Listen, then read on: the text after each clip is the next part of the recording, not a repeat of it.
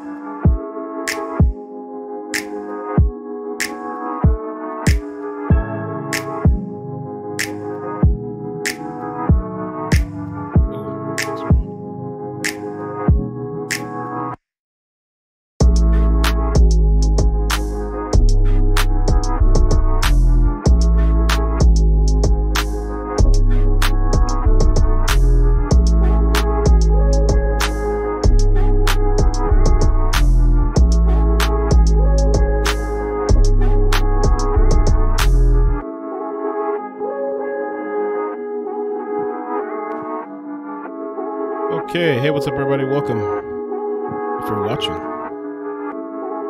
we're looking over here. Multi-stream.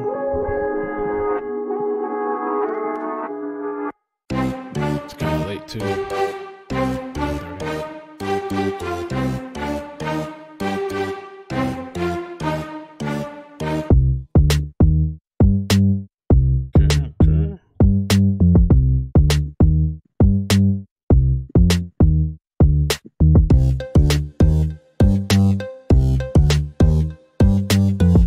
What's up?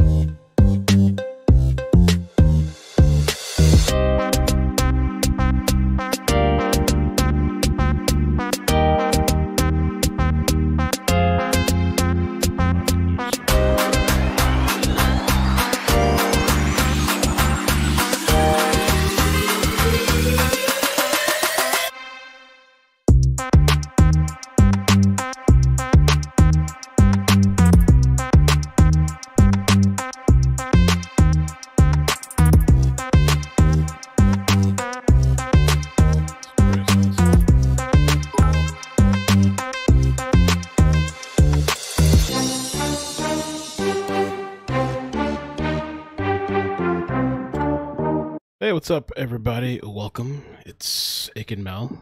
I'm also on Discord. Just chilling with the Discord crew. I feel like I hear something going on in Discord. Oh no, maybe not. But welcome. There's this podcast apparently that I saw posted on the Facebook group. Nancy Grace did. It's like 40 minutes long, and so I figured we could listen to it. I don't know. They might claim this video. I don't know what's gonna happen with it, but we'll see what happens. We'll ride out with it. And she was talking on the case of Samuel Olson, case that we've been covering. Try to collect myself here. What's up? Joni, Candy, Cupcake, Evelyn, Katrina, Taj, Dawn, David, Lisa, Kathy. I feel like DMX.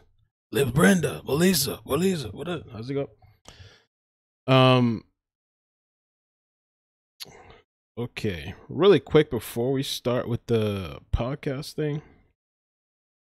I don't know if you guys have heard, there was like supposedly this neighbor that heard loud scratching through the wall at 3 a.m. days before Olson's body was thought to have been discovered. This is the neighbor here. I don't know if you guys have seen this or not.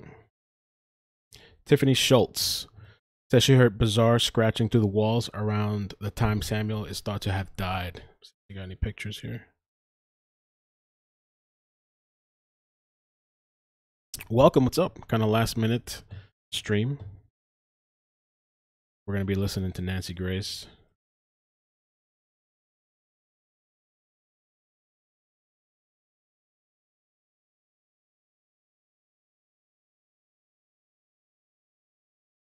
Oh, this was the X2. Let's listen to the X real quick. This is the full clip. Theresa Balboa's X. Let's check this out while we get started. We met through a mutual friend in the neighborhood. My mom lives in the same neighborhood as her mom lives in. I don't know. It's weird and it's confusing because, you know, as the mother of my children, I've known that girl for a long time, and I know that she's had problems. I know that she's had a difficult life, but I would never have thought something of this magnitude would ever happen. And I think your mother, off camera, told one of our reporters that, you know, Theresa just wasn't a mom, didn't have mom in her, maternal instincts in her. What would you say about her, you know, mothering to your daughters? Theresa had her first kid at 16, I think. She never had a real mom. Like her mom is disturbed in her own right, and she never. I don't think Theresa's ever had a role model as a mother to look up to. So she didn't know how to be a mom when she became a mom. Truth be told, the relationship that I had with Theresa, that me and her had together, was a very unhealthy one. And Theresa, being how she was and who she is, dealing with the stuff. Tell them I'm doing an interview. I can't come right now.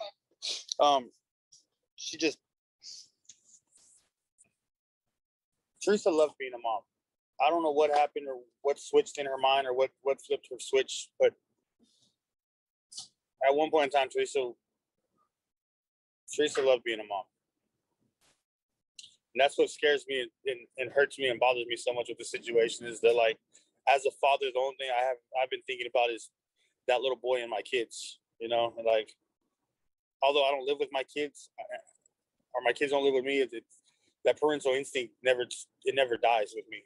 And for everything that Theresa is, at the end of the day, I would have thought that the parental instinct would take over, but I don't know.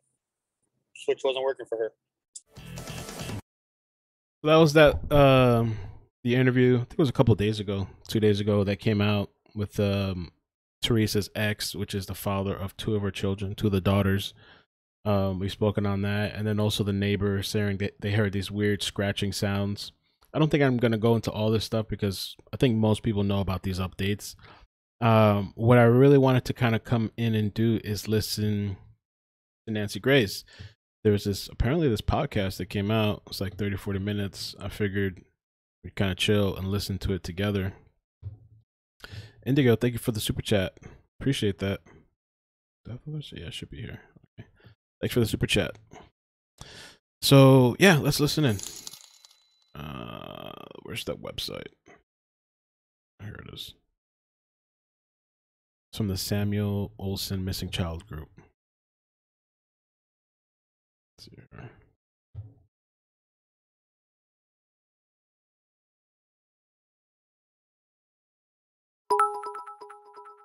Other one play.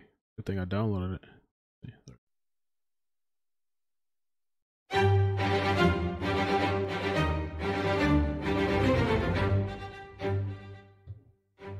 A 5-year-old little boy's body found in a tote bag Nancy Grace in a hotel room.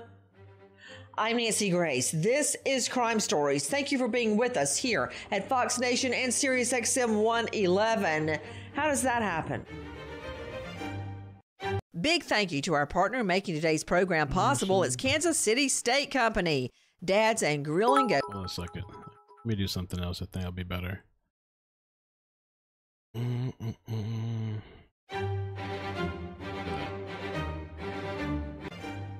Big thank you to our partner, USDA Prime to Steaks. Go to Kansas City. A little boy's body found in a tote bag in a hotel room. Welcome, everybody. Thanks for stopping by. Take a listen to our friends at KFDM Fox 4. We're here at the Best Western in Jasper, and at around 6 o'clock this evening, we're told that a Crime Stoppers tip was called into the sheriff's office, and at that point, that call was transferred to the police department.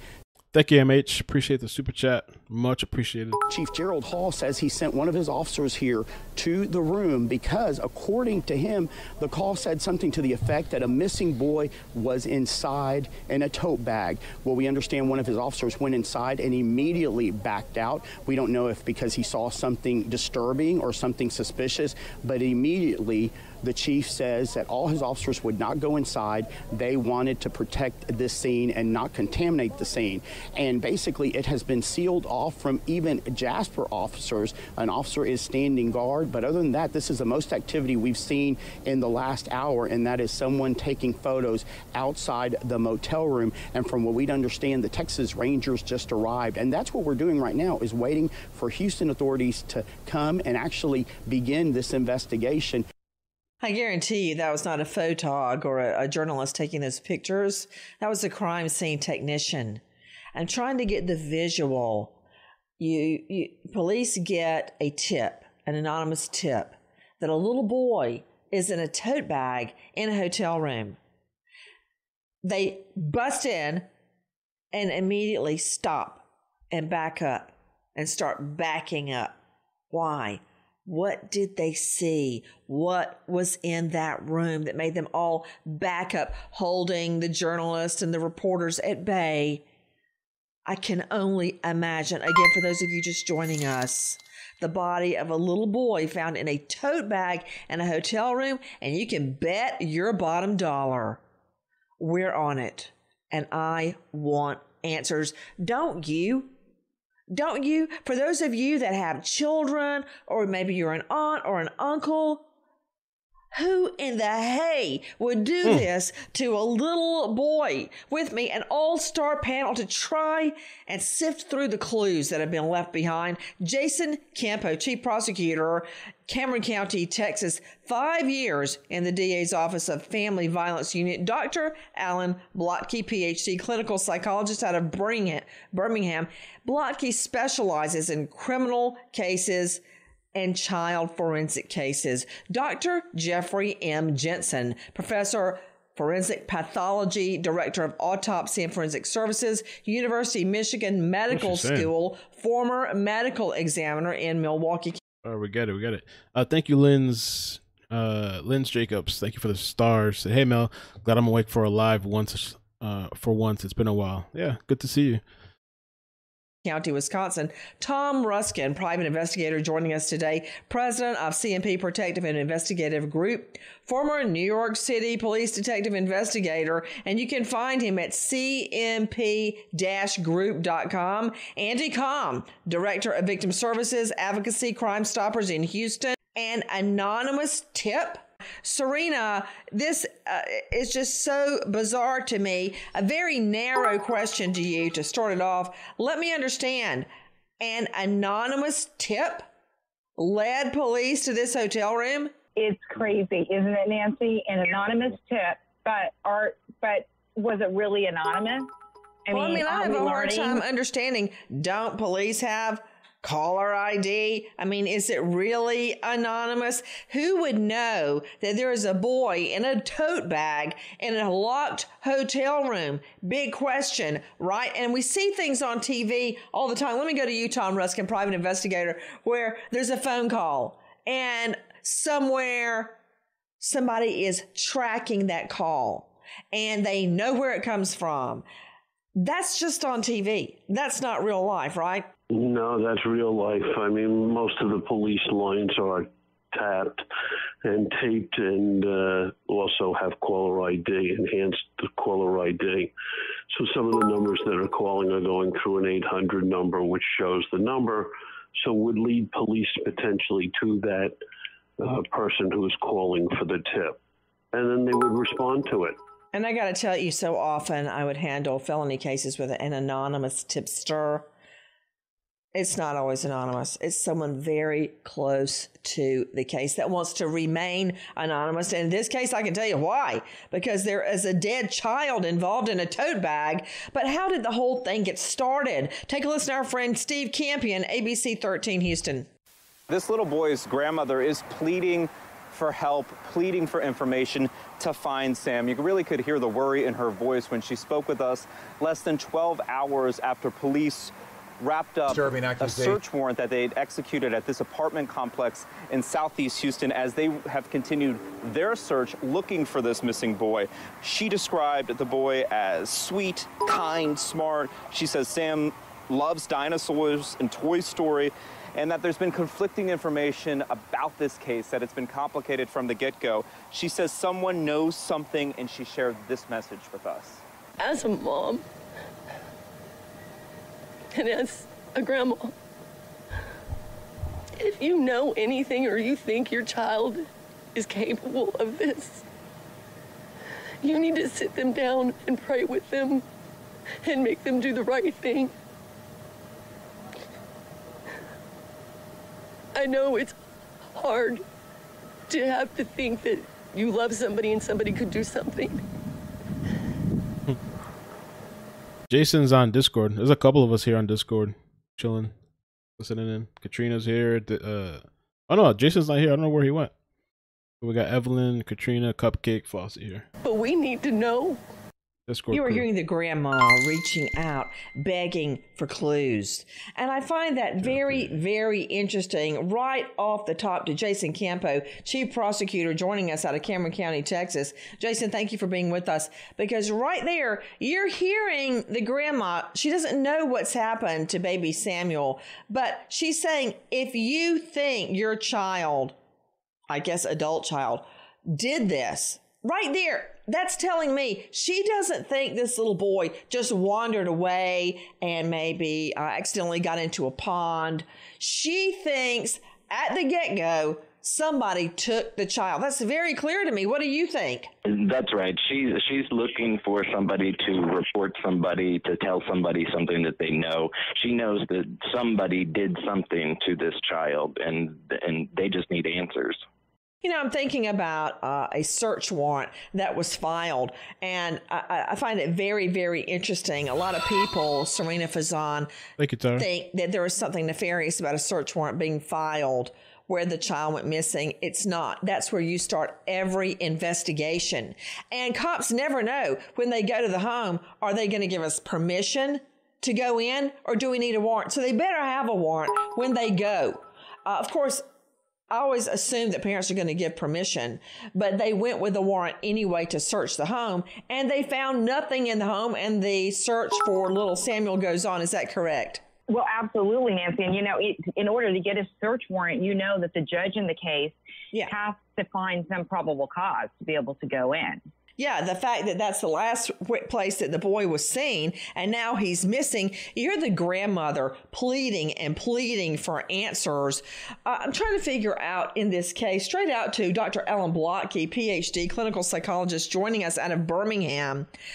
Dr. Blotke, when a child goes missing, last seen at the home, there are a few alternatives, but I noticed when my children were just 2 years old, Dr. Blotke, they weren't even 2 years old. They knew how to, they were like monkeys. They could unlock the lock on the handle of the door that led into the laundry room that led to outside. And there was a stairway going up beside that door, right beside it. They figured out how to go up 2 stairs and reach over and turn the deadbolt. I had to end up putting another bolt way up high where I had to go up the stairs too and reach all the way up to turn it. So they wouldn't just wander out if I turned my back. Children are very curious and very inquisitive, and they know how to get out the door. That is absolutely the truth. Of course, there are other times when they can't get out the door, and so we're left wondering what exactly happened. This is such a confusing, almost unfathomable situation. It really is. So many. Go ahead. No, I was just going to say, there's so many unanswered questions. Kathy said, did they ever, thank you for the stars, Did they ever say who took her to Walmart? Thank you. Remember. Who is that? Who is that? Oh, wow. Holy crap. Thanks, Debbie. Appreciate that. Welcome to the dark side.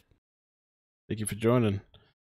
And the Facebook member thing is kind of glitched out right now. I've been trying to figure that out. I got to get that fixed. But Kathy was saying, did they ever say who took her to Walmart before Dylan picked her up? No, I don't think they have. Could be wrong, but I don't think they have. And how did they not notice the same smell from the tote that made him call Crime Stoppers? I think he said in the court document that we read the other day, he said he did know. I think he said he noticed the smell from there on when he went to go to the storage unit. I thought they said he did. So, all right, let's keep going on. I want to hear Nancy go off. I wish we could see her. Like her facial expression. I might pull up some pictures of Nancy just to put it in the background while we listen to her. And by the way, we did a Discord thing tonight with a story that I'm not sure where that story is going. It's kind of weird and it's confusing and things have changed last minute. So I'm glad I didn't rush to jump on that story. But tonight at 8 earlier, we were talking about that on Discord with a couple of people.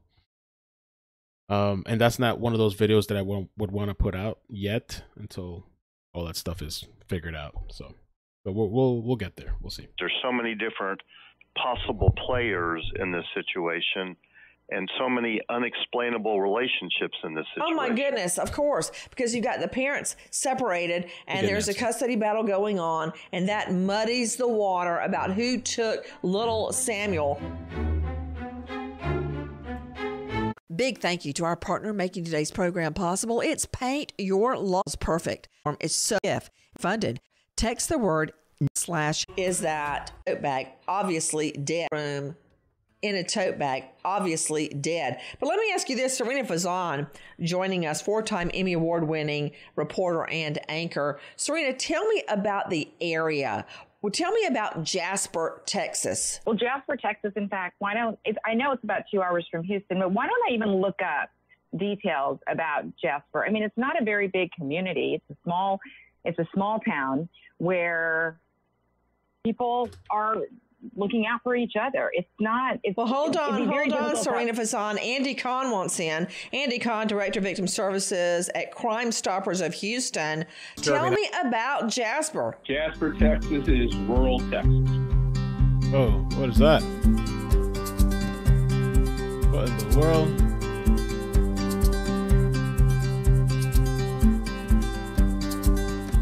Oh, found it. Holy crap. Okay, we're good. Got hijacked. All right. Period. It's a small town, little crime. Everybody knows everybody there. I mean, you still have the old-fashioned main street there, where everybody pretty much congregates. So, it's quintessential American small town. Everybody knows everybody. You know, Andy Kahn, you've handled so many cases. Andy and I have been colleagues for many, many years. You've handled big city cases. You're right there in Houston. You've handled rural cases, and you advocate for victims. And I'm very, very curious to Jason Campo, as Andy is accurately telling us about how this is a very rural setting, everybody knows everybody else. But the reality is, Jason Campo, we all also know that you think you know somebody, you don't know them. You don't know what they're doing behind closed doors.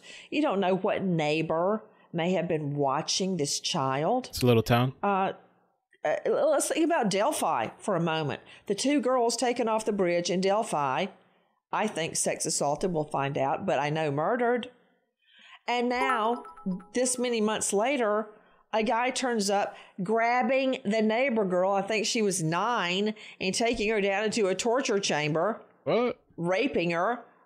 And if the parents hadn't reported her missing immediately, she'd be dead, right? Nobody knew the next door neighbor was a child predator. Nobody knew that. So even in a small town, you don't know who people really are.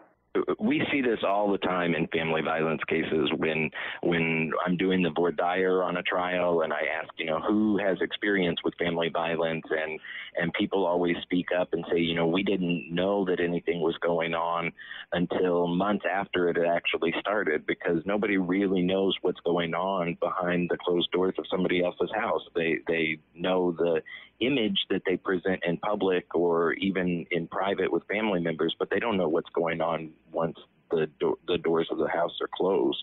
To Dr. Jeffrey M. Jensen, Professor of Forensic Pathology, Director of Autopsy Forensic Services, University of Michigan Medical School, former medical examiner, Milwaukee County. I could keep on reading his resume forever.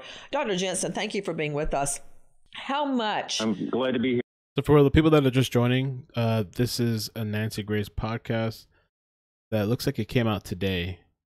And so we're just kind of chilling somewhat late night, kicking back, listening. I'm kind of curious to see if there's anything in this that she says that's interesting or any kind of details.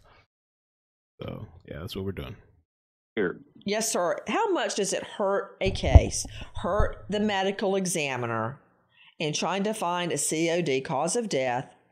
I mean, we know manner of death. People can get confused. In an autopsy, you get cause of death. For instance, I just shot Jackie and Kelly to boot. That would be COD. Manner of death would be either accidental, natural causes, murder, homicidal violence. So, Dr. Jensen, we know that this boy has been missing for a period of time.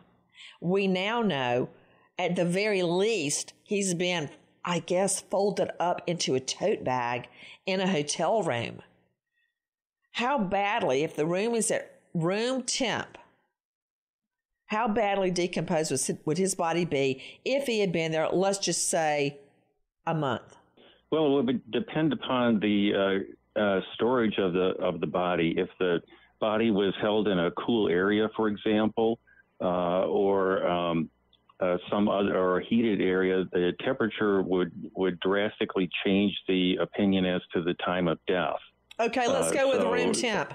Room temperature, a body would start to decay within a matter of 48 to 72 hours and be in an advanced state of decomposition within 4 to 5 days. Okay, speak to, you know what you just reminded me of, Dr. Jeffrey M. Jensen, and I mean this in a loving and caring way.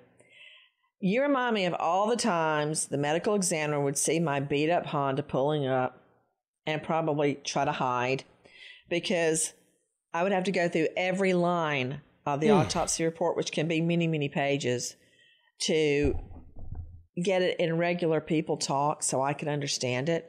So when you say, if a body had been in a tote bag for 29 days and with the tote bag zipped, I imagine it would have been put in a closet or under a bed in a hotel room at ambient air temp. What do you mean by advanced state of decomposition? Break it down for me. Would the body be skeletonized? Probably not. Would it be gelatinous goo? Maybe. I don't know. I'm an MD. I'm a JD. You're the MD. What do you mean by advanced state of decomp? Advanced decomposition typically has evidence of putrefaction. That name you guys are sending me, I guess that's what you're talking about, James Brian Chadwell. I think, okay, after we listen to Nancy, we can look into this a little bit. That's the one I guess she was referring to with a girl in the basement, it seems like. When was this? Was this recent? Oh yeah, May 8th, 2021. Yeah, all right, we'll check it out. We'll check it out after Nancy. Like a weirdo. Meaning bacterial destruction of the body tissues. There is a purge of fluid coming from the body. There's also blackened discoloration throughout the body. If the body is in a heated area, that's when you start to get mummification. And in those cases, the body would be hard and almost odorless.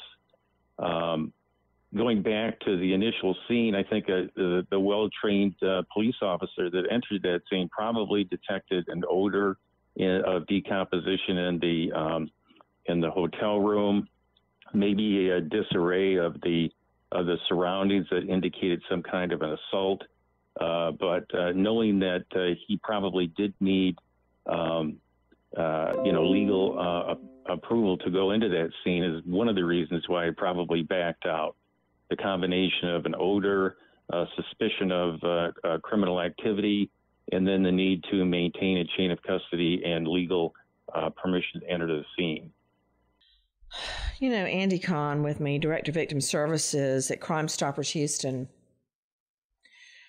I think you have a little less problem with this than I do, because sometimes it's very hard for me to reconcile a 5-year-old little boy with what Dr. Jeffrey M. Jensen said. I remember the district attorney, the elected DA, called me down to his office one time, Andy, and said, "Do you think you're a little too emotionally involved in your cases?" Uh-oh. And I thought a moment and said, "Yes." Well, you look at that. Oh, He said, We got a new member. remember, thank you. Who's that? Stace on case. Welcome to the dark side. Thank you, thank you. Appreciate that. Come check us out on Discord. I think when you sign up, there's a link there too. You can come on Discord. "Okay." That was it. That was the whole thing. And I continued to prosecute for the next 10 years. But how do you hear what Dr. Jeffrey Jensen just said, and you look at a picture of 5-year-old Samuel Olson? And I mean, think about it, Andy. When I say he's in a tote bag, somebody had to fold the little boy up, Oh God, dead, Nancy. and put him in a tote bag. I can tell you, Nancy, all of us at Crime Stoppers were absolutely heartbroken, and you could actually see tears visibly coming out of our staff's eyes, especially when you look at the little boy's face at Samuel. 5 years old, doesn't know what's going to be happening to him. I mean, we've seen a lot of depravity in our career, but to do this to a 5-year-old boy and just stuff him in, like he's a bag of chips, and then crush him, and then just pretend that nothing's happened. This is about as cold-blooded, diabolical, depraved as I've seen in my 30-year career as a victim advocate. Andy, people think that prosecutors and cops are like hearts of stone, and you don't feel anything when you see this or read this or prosecute this. The reality is, very often I have to stop myself from going there in my mind, of actually thinking through what the killer did, because it's so awful. Big thank you to our partner making regular part what you eat for. So far, I haven't really heard anything. Just the same stuff. I guess she has some experts there with her to comment. They had a chief prosecutor, clinical psychologist, forensic pathology, a bunch of people. Oh, Tim Miller's on this one too. That's what I wanted to see. I think Tim Miller actually speaks with Nancy Grace, so eventually we'll get there. A 100% money back guarantee. Change or pause your wild decomposing body. Like when it's instinctive. And there's something about it. Once you smell a decomposing body, you know what it is. It's instinctive. Like when you jump in the water, you have to get to the top to breathe. When you smell a dead human body, you know what it is. Now we have to figure out how this child ended up in that tote bag. Straight out to you, Tom Ruskin, private investigator, president, CMP, Protective and Investigative Group, and former NYPD investigator. The first thing you would do to process that room is what? We know that rightly the crime scene techs were there taking photos immediately of the outside of the door. What else do they need to do? Well, you noticeably secure the crime scene, and as you said, most cops who are seasoned officers walking down the hall will know that stench, that smell that you never get rid of in your mind.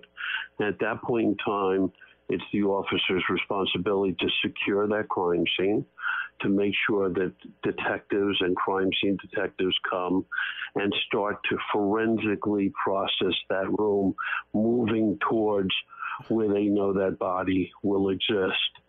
And then to document everything for your purposes as a prosecutor, to basically catalog everything, take the body out of wherever it's contained, and then process the body to determine if there's any noticeable cause of death that will later be determined by the medical examiner.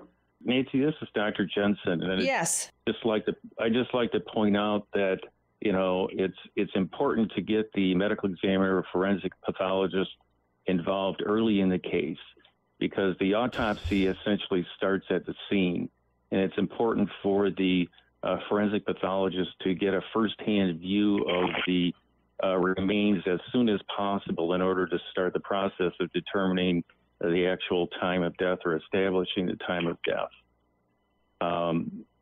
One other point is that I think disposal of the body is the last thing that many perpetrators think about, and it actually causes a lot of creative methods of body disposal, and this is just one of those cases. Whoever that is, just jump in, please. It's Serena Fazan, and as you and I both know, especially with your background, at this point, it is so crucial to take every one of these steps very slowly and carefully, because we don't know. There's so many twists and turns in this case. Oh, man, there really are. And the processing of that scene is everything. Yes. Guys, take a listen to our friends at ABC 13 Houston. Little Samuel Olson turned 6 years old today, but his family has no idea where he is. Sam went missing on Thursday when he was being looked after by a family member. His grandmother, I'm really just kind of curious to hear the Tim Miller part. All these other details for the people that have been following. We know claiming this. to be a police officer. We know and all these took details. him, though both parents say that he is not with either one of them. We're not even sure who took him, how happened. We just know that the mother showed up with a police officer, and then we just found out the police officer wasn't real. Oh, so tough. Sam was last seen on McCovoy Drive in Southwest Houston. Okay, take a listen to more of... Stream dropped. Are you guys still here with me? Okay, looks like we reconnected back. Yeah, oh, it was spinning. Oh, Lord. All right. Let's give it a minute to make sure we're okay. I think we're okay now. Check on YouTube. Facebook, we're good. Oh no, Facebook shut down. Damn it. Did the whole thing drop? Yeah, well, we're back on YouTube, but Facebook, for some reason, the connection dropped. Damn. And Facebook, because of the settings that I have, it completely disconnected. YouTube, I have it set up in case things disconnect. It gives me a chance to come back. So I'll just share this. Let me share this real quick on Facebook, the link. I'm echoing off of somebody too. Somebody. Oh, that's you, Evelyn. All right, so I'll reshare this real quick and we'll get through this stream. I thought it was gonna be more. I thought she was gonna, I don't know, she didn't really, it seems like it's just kind of like a recap episode with Nancy Grace. Let me share this. I mean, the only thing, let's see what happens with Tim Miller. There's some sort of insight. Oh my god, my face looks crazy on the thumbnail. What happened to me? Horrible thumbnail. All right. Frame dropped.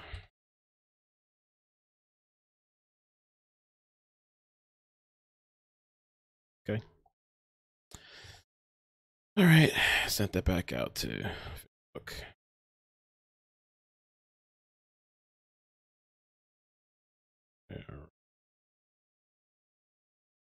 All right, let's continue. Get back on it. Was loose, and he was wearing a gray t-shirt with a Kool-Aid man on it, some jean shorts, some Buzz Lightyear tennis shoes with two mismatched superhero socks. Sam actually has two ears that are pierced. He has on his right side of his head, if you pick up his hair, it's like a golden brown.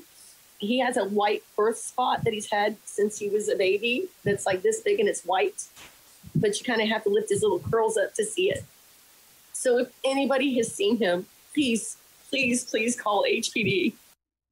You know, I'm hearing that. I immediately thought of my little boy at this age 5 when he had his teeth wobbledy and snaggletooth, and that tender time and them growing up, and this child is missing. And now I'm hearing a story that a fake police officer showed up with the bio mom. But Serena Fazan, isn't it true that the bio mom was elsewhere? She was nowhere near where Samuel was. Right. She wasn't even near where Sam was. So can you imagine how that mom is feeling after hearing the story? So we know it's not her. So who was it? And what's this business about a fake cop? Guys, enter my friend, my longtime colleague from We're gonna watch this James Bryan Chadwell thing next. After this, I'm a little kind of, I don't know. I don't see Nancy really. Come on. Texas EquiSearch, Tim Miller. I want you to hear what he says to Jason Miles, KHOU 11 Houston. Miller, is she just replaying news clips? Miller said it was difficult from the beginning, pinning down the last time family members saw Samuel. The last person Sam was seen with was with Theresa Balboa, including the boy's father and paternal grandmother, with whom we... Okay, right there. I thought he was with his bio grandma, but no, he's with Theresa Balboa. And it's my understanding Theresa Balboa is Daddy's girlfriend. Is that correct? Joining me right now is Tim Miller. Okay, here we go. Texas Tim Miller. Let me tell you something about Miller. Tim Miller's daughter Let's get it. was murdered. And he has devoted his life since that time to helping to find missing people. Just like you might get up and I might go to the DA's office or Jackie might come to the studio. He gets up every morning and tries to find missing people, wading through water, riding horseback, riding an ATV, bringing out the cadaver dogs, the scent dogs, every day. Tim Miller, thank you for being with us. Who is Theresa Balboa? Well, we got called on this on the Friday after little Sam apparently disappeared. We knew in the beginning there was no truth whatsoever. Some police officer came up and took that child. Now, that Sunday night... How did you know that at the very beginning, Tim Miller? Well, I mean, her stories were fabricated. We knew where Sarah was, the biological mother, so we knew no mother was there with no police officer. And let me understand something, Tim Miller, EquiSearch. The grandmother did not have Sam when he goes missing, correct? It was the girlfriend. It was the girlfriend. And you know what was crazy about that? I got Dalton in my house the night before we started the search, and I said, Dalton, what do you know about this guy, Ben? And he said, well, nothing. I said, when's the last time you talked to him? He said, never. I said, are you telling me you were allowing your fiance and your 5-year-old child to be staying with an ex-boyfriend? And he said, well, Theresa said he's a good guy, he helps her out. So, you know, I was kind of... Whoa, wait a minute. You know, so the 6-year-old was with the dad's girlfriend and her ex? With the ex. Supposedly, Sam got sick. They thought he had COVID. They didn't want him to be around the grandfather. So Theresa said, I'll go to my ex-boyfriend's house. He's a nice guy. And so anyhow, I was with him till 1:20 in the morning at my house with Dalton, the father. The next morning, we started the search. And I did an interview and Theresa was down there. And I told Theresa, I said, Theresa, you need to do an interview. You need to tell the whole world what happened, and people will be looking. Maybe we'll get Sam back safe, which I knew that wasn't the case. She didn't want to do it, Wait, so Theresa Balboa did not want to speak publicly? No, but finally, I forced her into it. And then when she got done doing it, I went over to her and I said, Theresa, every word you just said to the world is nothing but a lie. Oh. Big thank you to our partner in making That's kind of what I wanted to hear. Let's see if he has hopefully more to say. Today's program possible. It says the AMI a volt 1,000, not to $1 hearing 1for2.com. Crime Stories with Nancy Grace. Straight out to Andy Kahn. Andy Kahn, how many days passed before this child was reported missing? You're looking at 29 days where nobody did anything about a 5-year-old boy that was last seen April 30th, and then May 27th, you decide, oh, wait, nobody's seen him. Where is he? I mean, oh, my God, we were just dumbfounded that nobody would say, okay, he hadn't been in school. He's not living here. He's not living here. How could a father wait that long not to know where his son is? How could everybody, the mother, everybody, it was so convoluted what happened. And then when I spoke with Tim, Tim had called me and just kind of cued me in on what was going on. And like Tim said, Tim knew from the beginning that Theresa Balboa was lying out of her face. Tim, how did you know immediately that she was lying? I mean, it was obvious. We knew where Sarah was at that time. We knew that she was lying. There was not of any police officers or anything, or CPS. There was nothing. So, again, I tricked her into doing that interview, and when she got done doing it, I said to her, every word you just told the entire world is a damn lie. What did she say? Well, I didn't let her say anything. I told her, I said, 2 years ago today, I was in Arkansas bringing back the body of little Malia Davis. And if you think I want to be here today, you're crazy as hell. You know exactly what happened, and you need to talk to God right now. You and him have a lot to talk about. And I said, we're getting this over with today. I said, do you understand? And I'm yelling at her. And she just looked at me with them cold eyes and said, yes, sir. When you say looked at you with cold eyes, what do you mean by that? I mean, there was no emotion. There was no tears. There was no nothing. Okay, right there. Hold on just a moment, because I want to go to Jason Campo, Chief Prosecutor, joining us out of the District Attorney's Office there in Cameron County. Have you ever looked across at a defendant and they look like the eyes of like a frog or a snake or something cold-blooded? There's just nothing there. Just no. Absolutely. Yeah, and there you can tell because there's also no physical emotion like from the body. It's not just in the eyes. I got to tell you something, Jason. I'm not even going to repeat what you said, Flossie, but that's that would be crazy. Who knows? Who do you guys think could have drove Theresa to the Walmart to do that whole thing with what's the guy's name? I forgot the guy's name already. I don't want to missay his name. I have it in the court document somewhere. But her friend that she called. I will never forget the first time I looked at a guy like that. It gave me the chills. There was no feeling, no emotion, nothing. And that is what Tim Miller from EquiSearch is saying right now. Take a listen to our cut 16. This is Shelley Childers, ABC 13. Court records being made public today have filled in the timeline of 5-year-old Samuel Olson's disappearance and death. His father telling investigators the little boy had been staying with his girlfriend, Theresa Balboa, at this Webster area apartment since April 30th, the last day he was seen in school. On May 10th, Balboa's roommate says she called him saying the boy was dead in their apartment. The roommate left work and found the boy laying in a bed covered in bruises. They put him in a bathtub for 2 days. Today, this apartment near Webster now has a notice to vacate. On May 13th, duct tape and a storage tote were purchased by the roommate. He told investigators he helped Balboa wrap the boy's body in a plastic sheet, placed the child in the tote, then stored it at this storage facility in Webster. On May 27th, Samuel was finally reported missing, Balboa making up a story that he was kidnapped from her mother's home in Southwest Houston.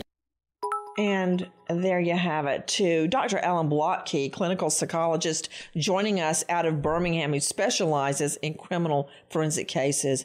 Dr. Blotke, who would put a dead child covered in bruises in the bathtub for 2 days? I have no clue. It makes no sense. I mean, to buy them time, to put them somewhere before they put them in a tote bag. Yeah. Thank you guys in the chat. Light said Benjamin Rivera. Yeah, I think Benjamin Rivera was the roommate, right? And I saw somebody else mention the other name was the guy that met her at Walmart. It makes no sense to me. None of this case makes any sense to a rational mind, right? Back to you, Tim Miller. Dylan. We are now learning through police investigation what happened to Sam Olson, a 5-year-old little boy with a wobbly tooth. What else do you know, Tim Miller? Well, the father just kept sticking up for Theresa. And then about 3:30 that afternoon, they were down at the end of the apartment complex outside the fence, and I seen that the ex-boyfriend was outside. So I went down there, and again, I'm talking loud, and I say to Dalton, Dalton, again, I have a problem. How in the world can you leave your child with somebody in this apartment complex you never seen in your life? And again, are you there? You're cutting out on me. Guys, you're just going to have to bear with me because Tim Miller is already out at a scene looking for someone, a missing person right now. He's going in and out on me, but I'll follow up with Tom Ruskin, private investigator with CMP Protective and Investigative Group. I mean, the stories just aren't fitting together, and I don't need anybody to give me a COD now that I know the little boy was covered in bruises. Tom Ruskin, you know what's going to happen. You got the ex-boyfriend and the girlfriend, Balboa. They're like two wet cats in a barrel. They're going to start blaming each other. And that's your role as a detective. That happens every single day, as you know. As a former prosecutor, the cops will bring them in and start to talk to them separately and start unraveling this myriad of stories that has developed over this period of time. It's sort of amazing that no one reported this poor little boy missing for weeks. But the question is, first, when did he go missing? When did you last see him? And then starting to unravel the story. And even, as we all know, they start blaming each other. And then you start narrowing the story down. Serena Fazan, following up on what Tom Ruskin is saying, has the ex-boyfriend been charged? Where does the case stand right now? And where is little Samuel's body? I know right now, I mean, there's only one person that's charged, and that's her. And she's not even charged with she's just charged with tampering with evidence at this point. There's so many questions still out there. That's going to a grand jury. She's going to be charged with murder. And that ex-boyfriend, do I have Tim? Did he come back in? Tim, are you there? Yeah, I'm here. Can you hear me now? Yeah, Tim. So the word is that the boyfriend helped her dispose of the body? All right, let me go back to when I lost it. But anyhow, we're down there close to where the boyfriend lives, and I'm telling Dalton again, Dalton, I can't understand you allowing your child to stay in this apartment complex right over here with somebody you don't know. And ex-boyfriend, Ben, he's outside. And I says, and again, this person right here that you're sticking up for is 100% responsible. And then Dalton starts literally shaking and crying and hits the ground. And then he said, well, you don't understand about Sarah. Last year, she almost ran over me. I said, you're right. She almost ran over you. But guess what? Your son is not almost missing. And which those charges, I believe, were dismissed. Keep sticking up for this girl that had everything to do with it. And then what happened then is Theresa said that she wanted to go in Ben's apartment and change clothes. Well, she did go in Ben's apartment. She came out with a change of clothes, but I know exactly what the hell happened. She went in there and said, Ben, it is getting hot right now. We got to make our move. Then I told them, listen, you got all these flyers, go pass flyers out. So they're on this street, they're passing out flyers. Theresa says, look at the apartments across the street. I see people outside. I'm going to give them flyers. She went over there. They waited. She did not come back. Dalton comes to the command center. He's crying his eyes out. Teresa's gone. She's gone. And I went to homicide detectives and I said, listen, maybe the best thing happened. Theresa just bailed. And they said, yep, she bailed. That's the best thing that happened. Now maybe we can make progress. So I think when I pushed her so hard at that end, she went in and told Ben, we got to get the hell out of here.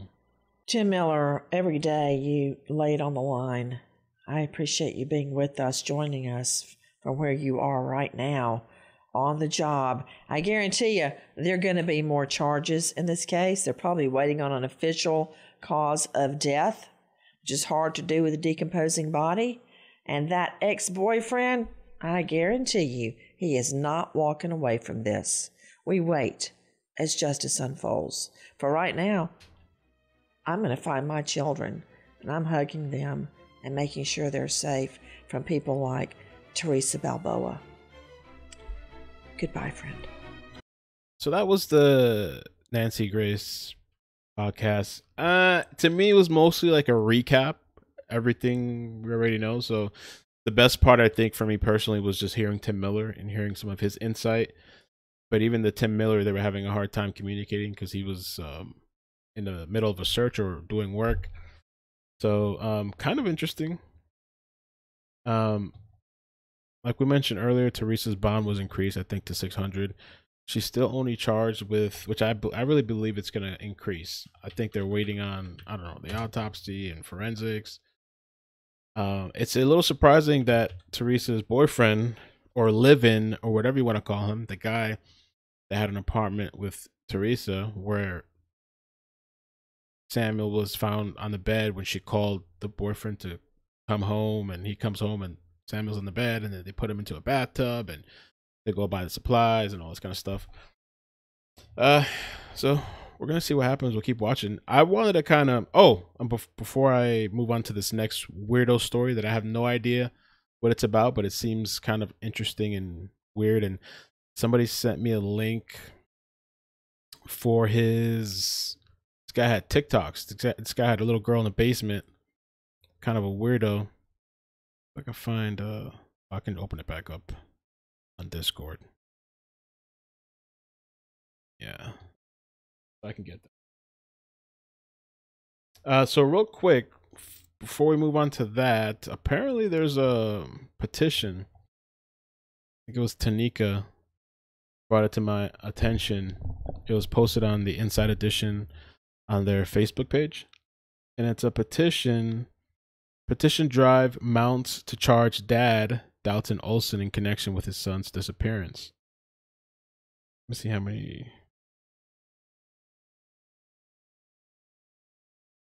The link real quick. Okay, they're at 443 signatures.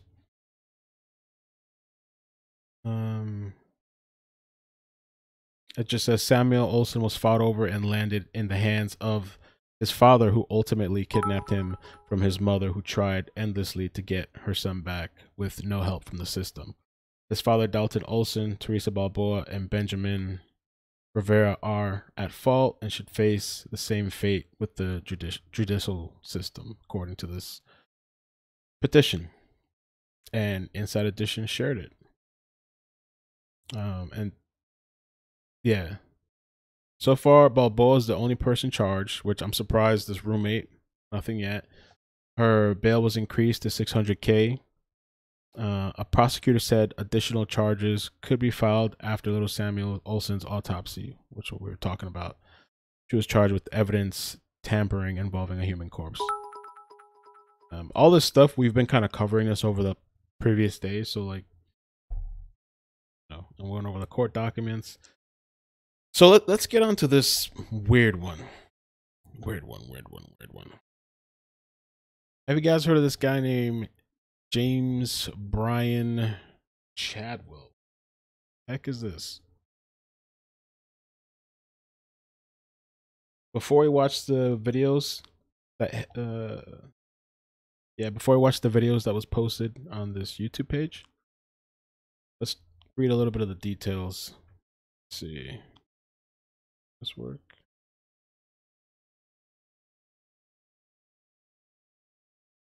Okay, that works. A little jacked up on the screen, but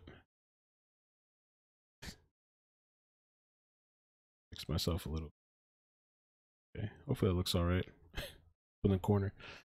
James Brian Chadwell is a 42-year-old from Lafayette, Indiana. Man who is accused of attempted murder after police found an injured, missing 9-year-old girl in his basement. April 19th, 2021. Have you guys heard about this story? Authorities said near Delphi, only 15 miles away, are investigating him as a possible suspect in the notorious unsolved 2017 murders of Delphi teens Abigail Williams and Liberty Germain, I think. The information has obviously been shared with us, and our investigators are looking into him. According to Good Morning America, the sheriff says there are several factors causing authorities to look into Chadwell for the Delphi murders. I had never covered that story, but he didn't specify what they were. Detectives are exploring whether there might be a connection, but stressed there is no specific links as of yet. Okay.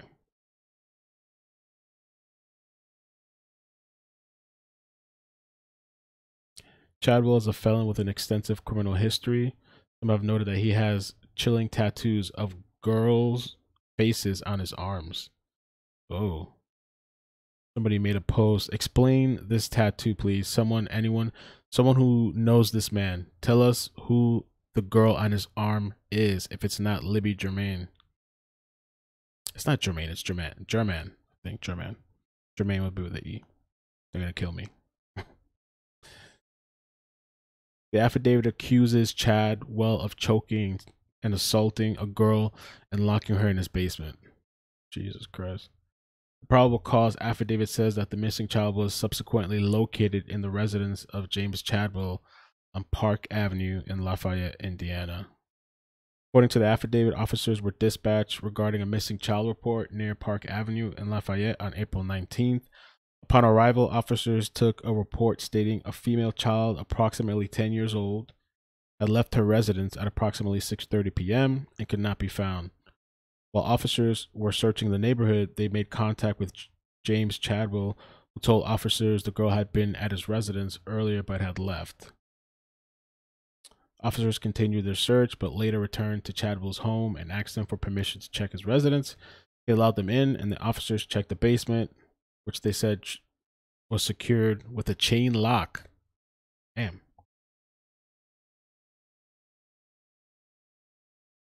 Hey everybody, welcome.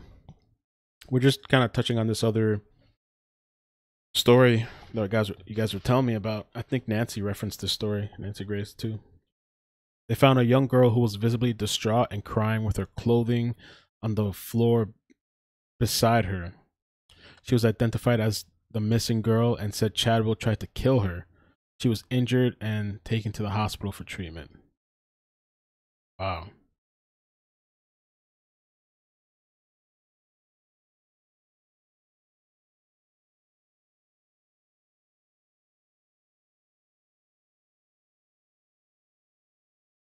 The girl described going into Chadwell's residence and petting his dogs. While inside the home, Chadwell attacked her. The girl said Chadwell hit her in the head multiple times because she was fighting back. Victim 1, I don't know why they say victim 1. Victim 1 said Chadwell was also choking her with his hands on her neck and also using his arm in a headlock to the point where she passed out. Victim 1 said most of her clothes were off when she regained consciousness, and Chadwell took her into the basement. Oh man, this is just...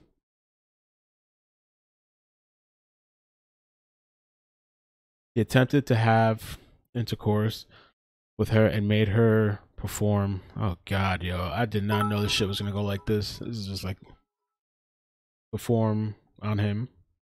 At one point, Chadwell got dressed to go to answer the door, and then the police found her. Across her neck were lateral strangulation marks, and she had broken blood vessels with black eyes. Damn. Bruising to her head, arms, and legs, and bite marks. Wow.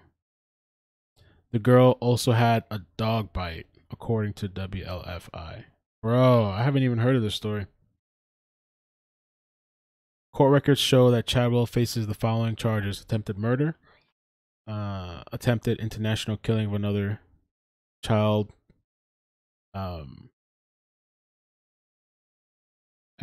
where death is at least 21 years of age, kidnapping, where victim is less than 14, criminal confinement resulting in a serious bodily injury, battery resulting in serious bodily injury, and strangulation.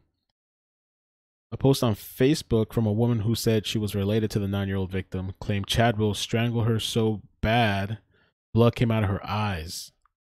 Her trachea is damaged to where all she can do is eat through a straw. Oh my God, yeah. If it hadn't been for the speed of the Lafayette Police Department arriving on the scene, she would have been dead. That's probably true, yeah. She was only 9. He was punching her, and his pit bull is biting her. What the hell is going on? Some have noted that Chadwell has tattoos of crying girls' faces on his arms. Bro, this could be like a whole nother topic and story on its own.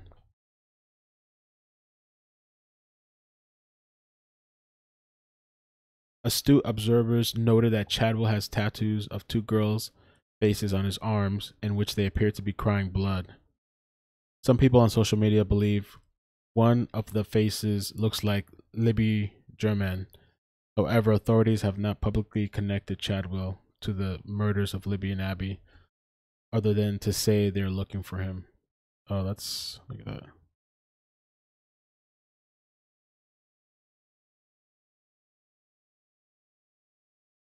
Some people argue that Chadwell had at least one of the tattoos before the slayings, saying this is a picture of him before that point. I guess this is a whole thing now that the internet and the web sleuths. I never covered the story. Well, obviously not this one, but I'm talking about the Delphi murders. I feel like I've always heard that name, but I just never covered it. However, his brother, Ashley Chadwell, told Inside Edition, what if there's a interview, of the tattoo resembling Libby. I really don't think he had that tattoo when he got out of prison. Ashley Chadwell told Inside Edition, he's a monster. Exactly. He's an absolute evil person. Do I think he's capable of that crime? So, oh my God, I can't read. Do I think that he's capable of that kind of crime? Absolutely, absolutely.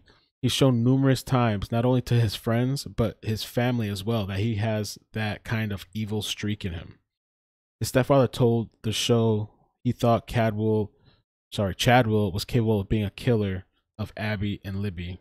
Is he capable? Probably. And you know they should let him back out. Should they let him back out on the street? Not ever. Throw away the key this time, James' stepfather said to the Inside Edition. In one post on Facebook, Chadwell, he wrote, I'm in love with a little redhead. You make my soul smile. I'll chase you till I can't walk, and then I'll chase you in my wheelchair. He also shared numerous posts and photos showing he had an affinity for the woods and outdoors, as well as a picture of a railroad bridge. In June 2020, he wrote, sleeping under a bridge for a while till work starts. Only 10 days. Cool, dry, no neighbors, and the bridge is only 6 minutes from work. Be thankful for the little things. Alrighty. Oh, you know what? I feel like I watched a documentary on this Delphi thing, because this image, this was by the train track, right? Let me see real quick. Now I'm kind of curious. I think I saw a documentary on it one time. Let's see, Delphi murders. That story was crazy if it's the one I'm thinking of. Quick.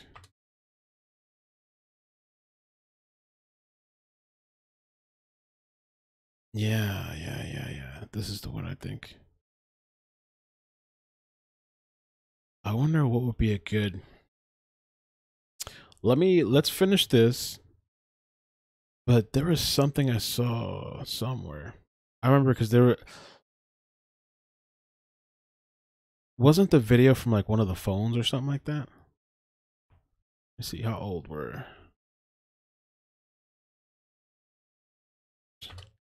Maybe I should look in the chat. You guys probably know.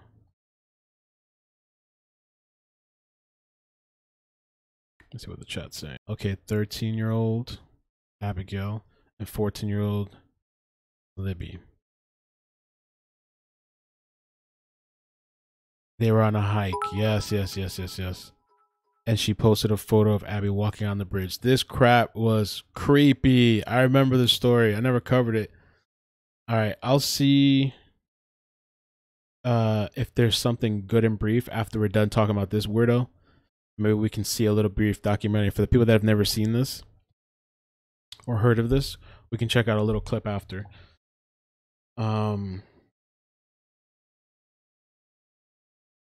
Over the years, others have been considered suspects in the girls' deaths. You can listen to the chilling audio of the Delphi murder case here.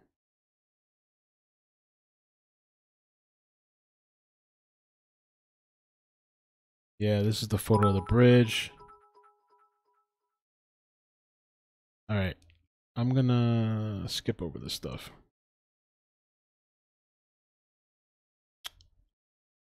Chadwell, a welder, filled his Facebook page with angry rants about life, saying that he wrecked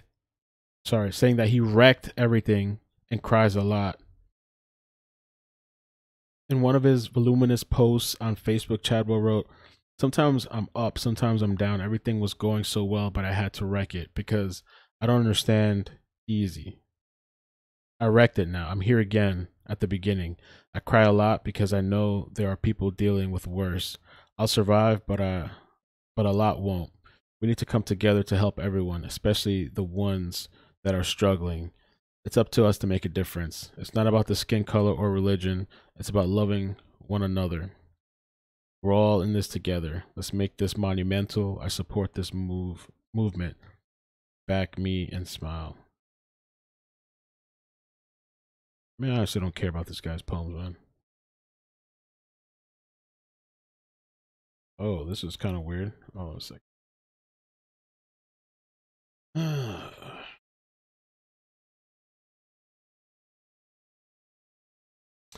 He wrote that he was a welder, fabricator, and Wabash national who lived in Lafayette, Indiana, but was from La Follette, Tennessee, whatever that is. He described himself as single. He showed an obsession for pit bulls. Stormed Area 51 last night. The aliens are real, he wrote in one post. Tuesday night bonfire, F society. I do what I want, he wrote in another post. Stuck in Gary, Indiana for a week of work. Dirtiest city ever. Sometimes beauty can be found in the most unexpected places, though. I love all of life's creatures, big, small, hairy, or just plain creepy. If they don't threaten my life, I won't threaten theirs. That's good parenting skills. It's crazy to look at some of these people's posts.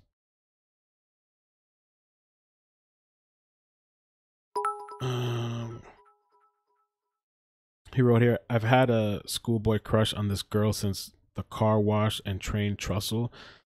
I'm not what she deserves, but I'm trying to be something. Even if she never talks to me again, at least I'll know I was a part.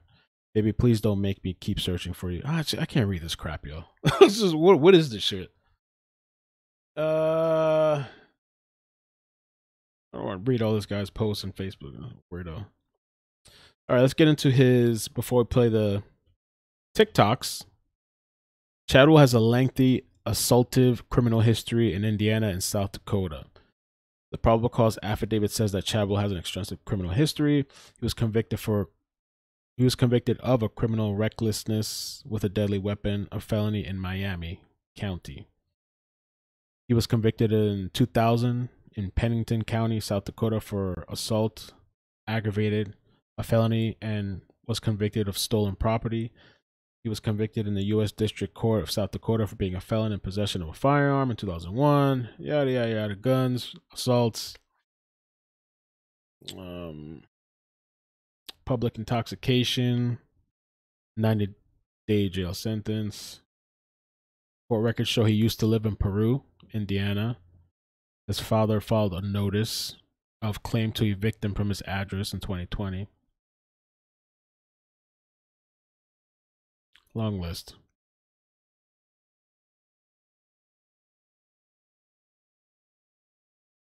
On TikTok, Chadwell talked about people preying on little people. Let's see what this is right here. So, to all you little kids out there that are... Hold on a second. Can we get a better screen? Let's get you guys back up here. Here and here. Oh, boom. All right, let's see. Talking about this. So, to all you little kids out there that are talking about this rape date thing,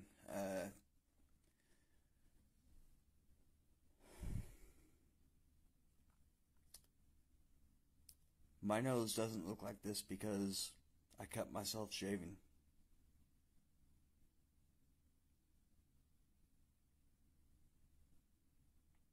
If you want some, come get some.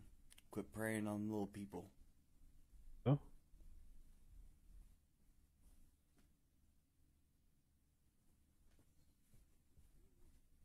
Alrighty. There's more than enough to go around.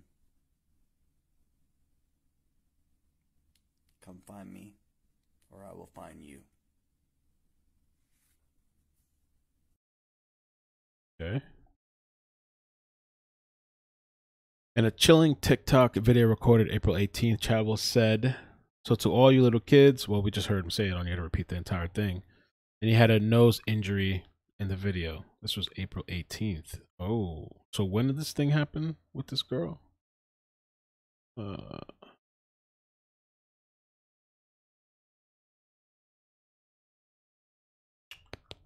it was April 2.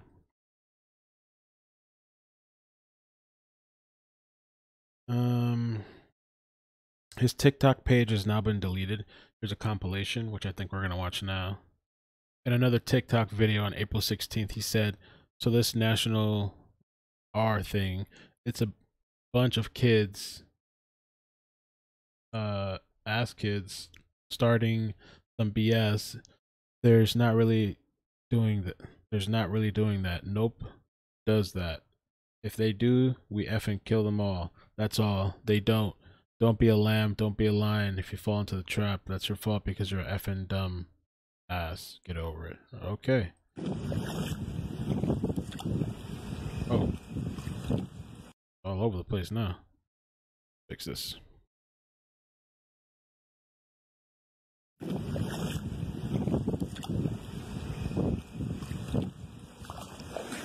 Oh shit.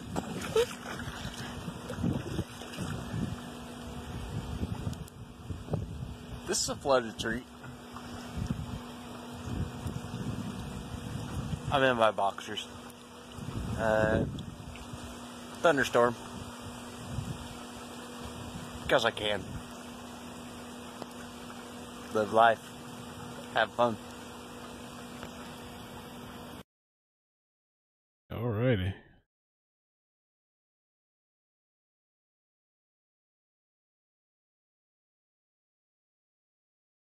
So on April 18th, Chadwell recorded a TikTok video. Oh, my bad. TikTok video in which he said, all you chicks on TikTok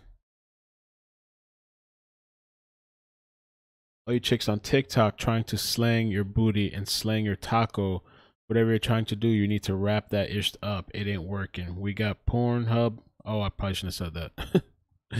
For a reason. We don't need your little extras. So take that ish somewhere else. We're looking for a real woman over the age of 30. That's so weird that this guy doing what he did is making posts like that. We're looking for a real woman over the age of 30 and confident, and you know where you are. That was a day before the girl was reported missing in Lafayette. That was the day before the girls were reported missing in Lafayette. Chadwell uses the TikTok handle Outlaw. Here's the audio clip police released of the suspect's voice. Oh, there was a voice. I forgot about that with the Abby and Libby case. Wait. I forgot about that. I wonder if there's a small little documentary or something we could watch about that before we call it.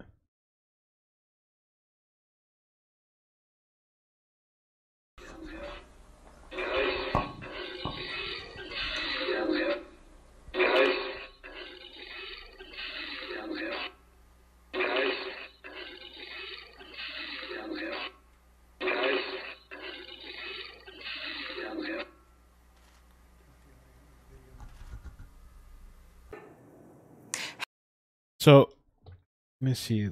Let's get through his little Snapchats, and then I want to see if there's anything we could see real quick with a small thing on the Delphi murders. I don't know if Flossie's still watching. Maybe somebody could find something that's a good watch. Well, this is 40 minutes. 40 minutes. That's too long. It looks like a really good documentary, but something a little brief.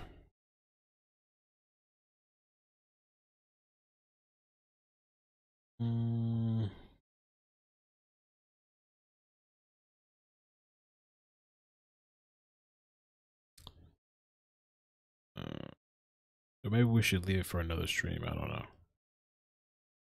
because that story looks like it's kind of comprehensive. Everybody has like a 30-minute video. We might have to leave that for another stream. Maybe we can actually cover the story one day. They have a cleaned up version of the tape. Let's check out this here. Let's see. What channel is this from?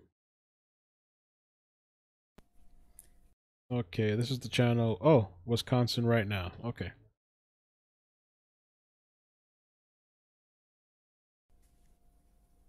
So apparently I was liking some videos that I was just trying to support and didn't really understand exactly what they were about.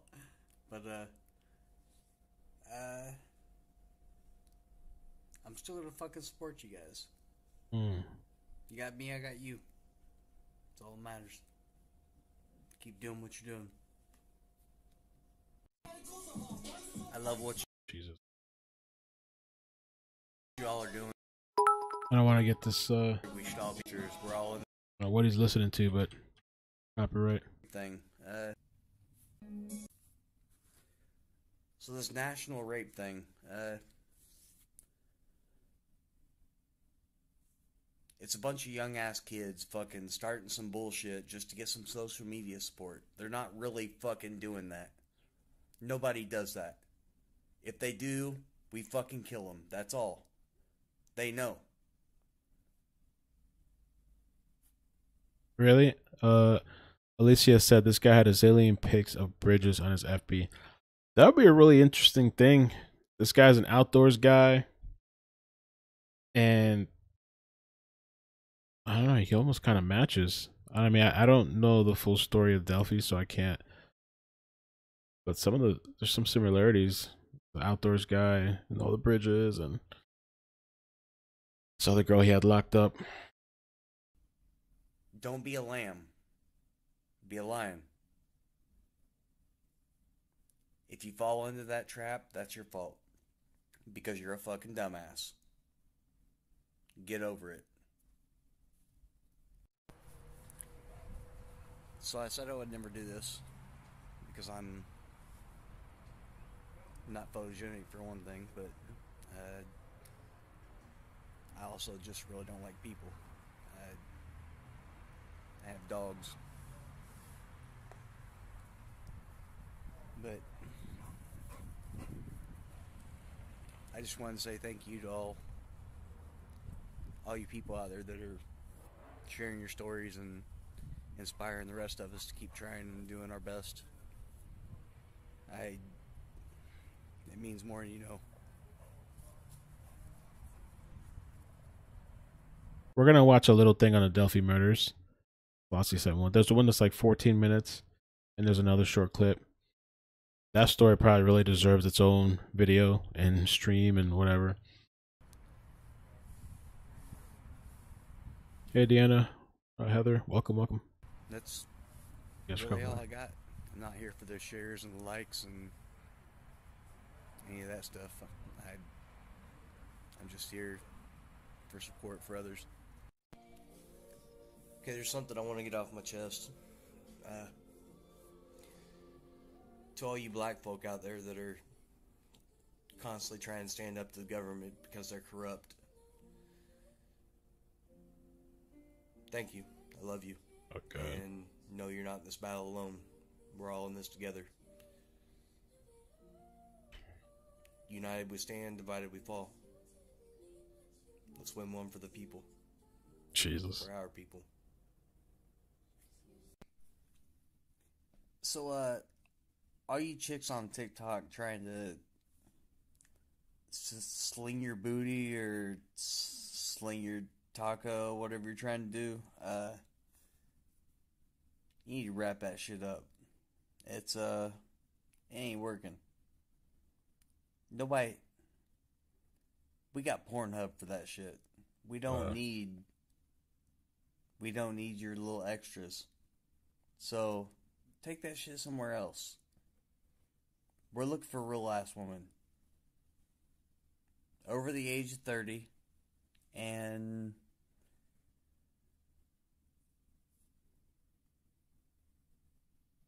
confident. And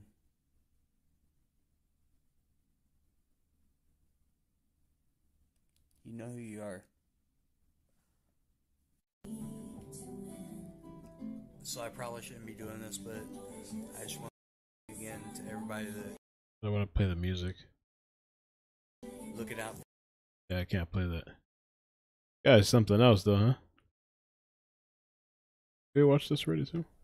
So apparently I was liking some videos that I was just trying to support and didn't really. I just wanted to say thank you. Yeah, it's the same video, it looks like. Alright, let me play this little. This is from Night Watch, and it's called The Delphi Murders, Just the Facts. About 14 minutes long.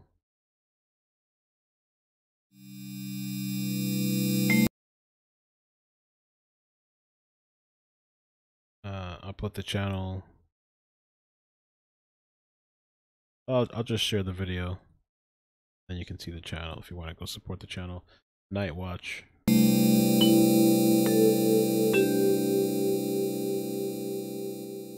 Put the link in the chat. On February 14th, 2017, I'll put it in the description too, actually, if I can do it now real quick.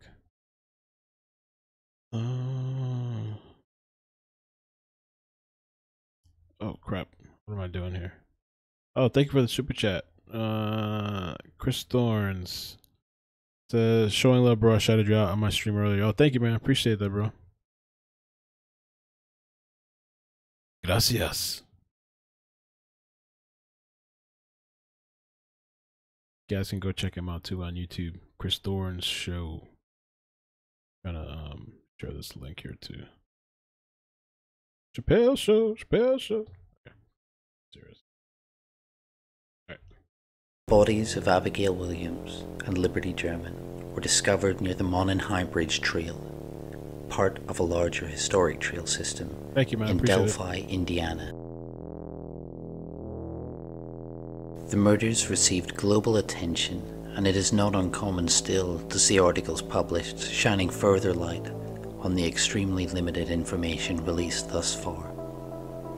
Unfortunately, years later, their killer has still not been brought to justice. A curious and starkly visual aspect of this case is that one of the victims, Liberty, or Libby, a budding photographer in her own right, had the foresight to record her killer's approach. Perhaps by fluke or because of some innate suspicion, and indeed this has been alluded to by both family members and local police since. Either way, vital clues to his appearance and even his voice, rare luck to have in such a case, have so far yielded little in the way of resolution. For even with these clues and others, law enforcement have as of yet been unable to apprehend the criminal, and have remained tight-lipped, albeit clearly committed still to solving what now, to the layman, has the feeling of a case growing upsettingly cold. Thank you, the Adacor? Adacor. Thank you so much for the super chat. Appreciate you. She said, so glad you brought more attention to the Delphi case. Well, we're just kind of gliding over it. I thank you and I appreciate that. Maybe one day we can actually cover the story. It seems like a story that's been covered a lot though, but this guy, James Brian Chadwell, some people are looking at him as a possible person that might have been involved in this. I don't know the timeline, so I would actually have to sit down and like go through it and stuff. But and this guy that did this video, he's a creepy voice. I like it. We will review Libby's video in a moment, but I first want to draw attention to the FBI description of the suspect in question. Guys are full screen for a second. Base. Tens of thousands of tips have so far been phoned and emailed into both the FBI and Indiana State Police, but given the time that has now passed, it is likely that few of these were of much value. So it's important to focus on the specifics, however vague they may still be. Here, the suspect is described as a white male between 5'6" and 5'10", weighing 180 to 220 pounds, with reddish brown hair. His eye colour is unknown, and he is believed to be between 18 to 40 years old, but may appear younger. While the video captured by Libby was released on the FBI site, a clip of only a second or two in length, and 48 frames in total, I will display a stabilised version worked on by another YouTuber called Grey Hughes, a dedicated and distinctly capable individual, and someone who has covered this case in exceptional detail to date. A visit to his channel is certainly worth your time should you wish to explore the case further. I will provide a link to that below, but for now, here is both the audio and video thus far released by law enforcement.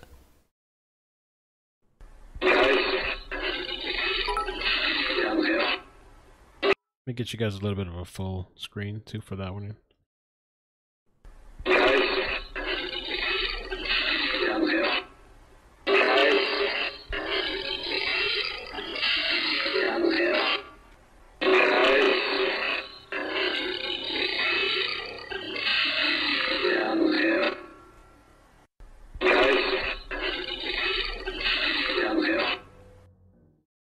It is extremely difficult, if not impossible, to glean clear facial characteristics from the video or pictures here, despite extensive work by multiple government agencies and other amateur sleuths to clean and increase the picture quality.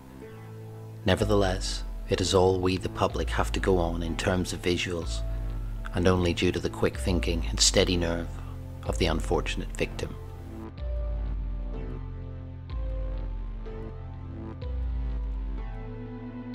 For reasons that are as of yet unclear, initially and for 2 years thereafter, law enforcement released and shared a sketch of the suspect, and whom to many seemed to more closely resemble the man in the video. However, what you see before you now is defunct and discarded, but I have included it for historical and chronological purposes. What follows is an excerpt of a police press conference on the 22nd of May 2019, led by Indiana State Police Superintendent Doug Carter. For brevity's sake, I have omitted some of the conference. However, it was in both part fascinating in a criminological sense, and the introduction of a new suspect sketch. Carter, aware that the family had only just been briefed, struggled emotionally with the continued weight of no resolution. During the course of this investigation, we have concluded the first sketch released will become secondary as of today. The result of the new information and intelligence over time leads us to believe the sketch, which you will see shortly, is the person responsible for the murders of these two little girls.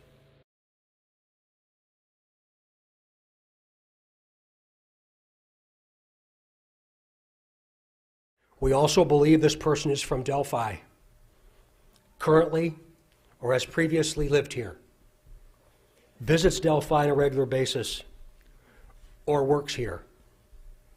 We believe this person is currently between the age range of 18 and 40. We're seeking the public's help to identify the driver of a vehicle that was parked at the old CPS DCS welfare building in the city of Delphi that was abandoned on the east side of County Road 300 North next to the Hoosier Heartland Highway between the hours of noon to 5 on February 14th, 2017. When you see the video, watch the person's mannerisms as they walk. Watch the mannerisms as he walks. Do you recognize the mannerisms as being someone that you might know? Remember, he is walking on the former railroad bridge. Because of the deteriorated condition of the bridge, the suspect is not walking naturally due to the spacing between the ties. Directly to the killer, who may be in this room. We believe you are hiding in plain sight. For more than 2 years, you never thought we would shift gears to a different investigative strategy, but we have. You think so, Char? We likely have interviewed you or someone close to you. We know that this is about power to you. And you want to know what we know. And one day, you will.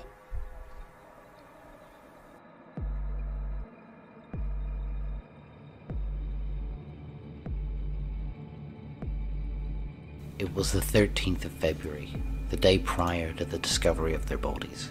They had been dropped off only minutes earlier, and as reported, one of the girls' elder sisters had stated that the only thing of note from their final moments together, beyond a cherished farewell, was the presence of a dark-coloured SUV, its rear windshield covered in decals. It is impossible to know if this vehicle is of significance, and it could be a red herring. And Doug Carter's statements in the press conference do specifically mention the old CPS DCS welfare building, not the trail entrance in which the girls have been left off. We know that the Monaghan High Bridge is old, built in 1891, now decaying, and now undergoing extensive renovation. But at the time, while off limits to the public to cross, was a challenge that nonetheless attracted thrill seekers eager to test their mettle on the rickety, rotten joists standing high over the creek. Due to the video taken and the following pictures by Libby, we know that the girls made their way onto the bridge, probably sometime around 2 p.m, stopping for the occasional shot.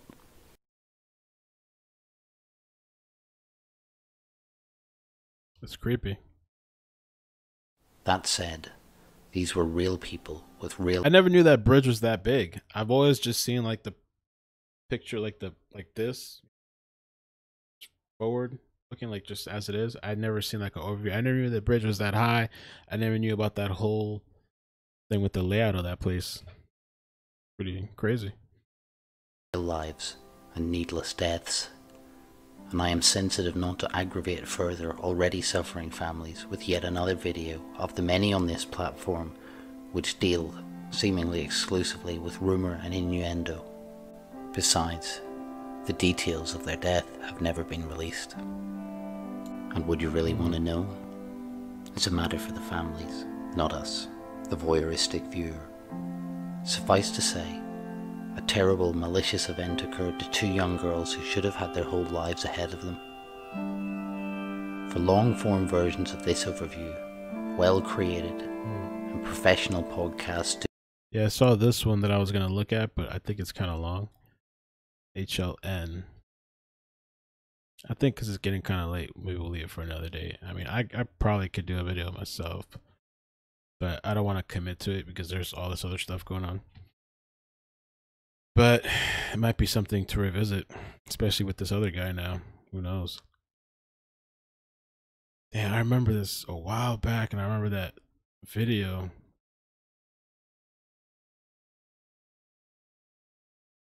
Do exist, including Down the Hill and Scene of the Crime.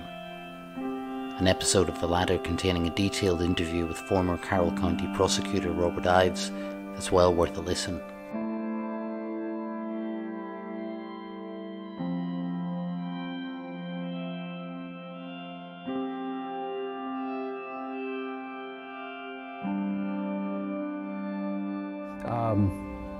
But I really believe that over time we're going to have an idea that we were onto something early on. But remember, this isn't a 43-minute TV show. We have to understand that's not just science, but it's also human intelligence, what people know. Somebody knows whose body that is, Scott. Somebody knows. If you take the head off of a person that you know, you'll recognize the body, whether it be your dad, your brother, your uncle, your friend, your neighbor, your coworker. That's the piece we're waiting on. And I believe that we'll get there. So given this and other statements, what can we be sure of? Information released has been scant and cryptic to date. The Robert Ives interview alludes to signatures at the site and, quote, more physical evidence at the crime scene than usual, and it isn't what people probably think it is. Maybe we can do an update. Furthermore, a 2020 Carroll County Comet article did release some never-before-heard information. Quote, Lazenby advised there is DNA from the crime scene, but refused to divulge from where it originated. He said there is suggestive evidence of fingerprints found at the crime scene. Two vital pieces of information for a case that's still unsolved.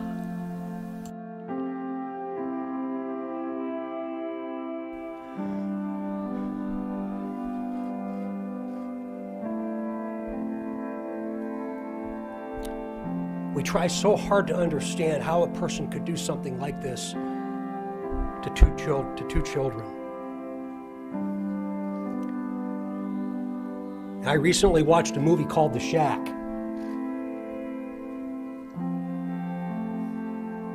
And there's also a book that talks so well about evil, about death, and about eternity to the murderer. I believe you have just a little bit of a conscience left.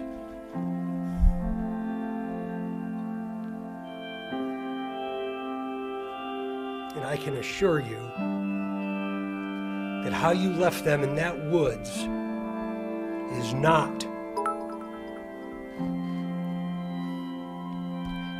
what they're experiencing today.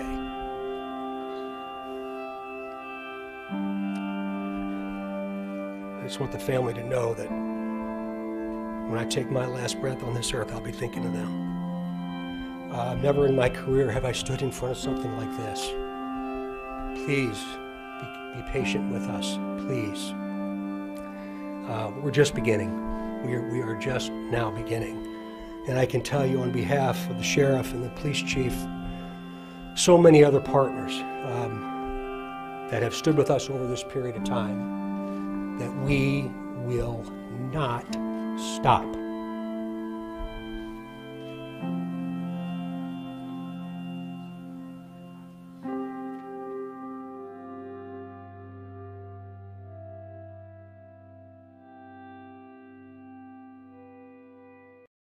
That was a good video this guy put together. According to this guy, he said there was an article that stated there was some sort of evidence, DNA. Advised that there is DNA from the crime scene, but refused to divulge from where it originated. He said there is suggestive evidence of fingerprints found at the scene. This is not simple, the sheriff said. This is not oh yeah, we just heard all that. I'm gonna save his thing, Night Watch. I'm gonna put him in the comment section after the stream. Go check out his channel. Oh, there was another thing too. Oh, something else with regards to this. Before we get out of here, let us show this. With Columbia College. Special report. Or something. Let's see.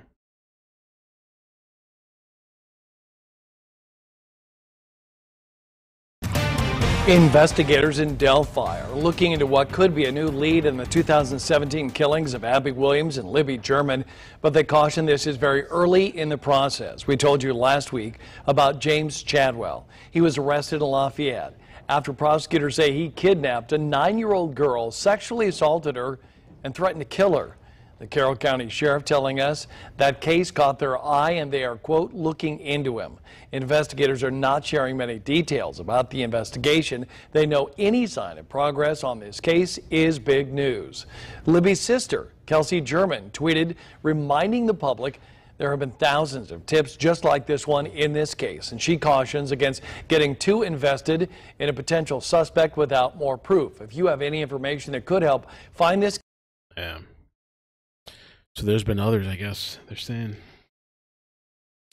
Let's see if the special report has anything interesting. Special report.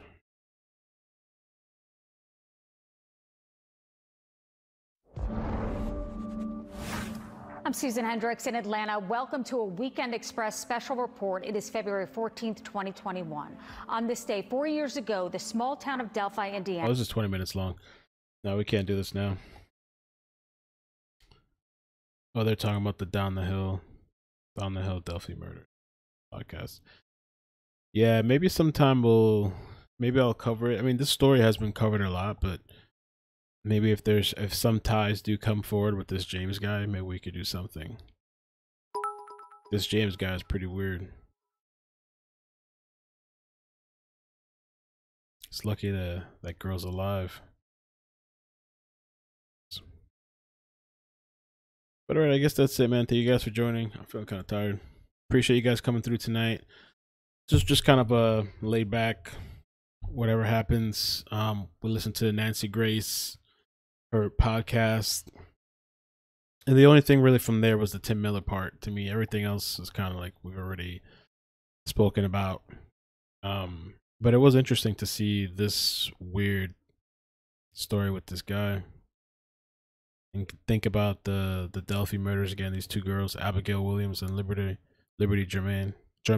Keep saying that wrong. German.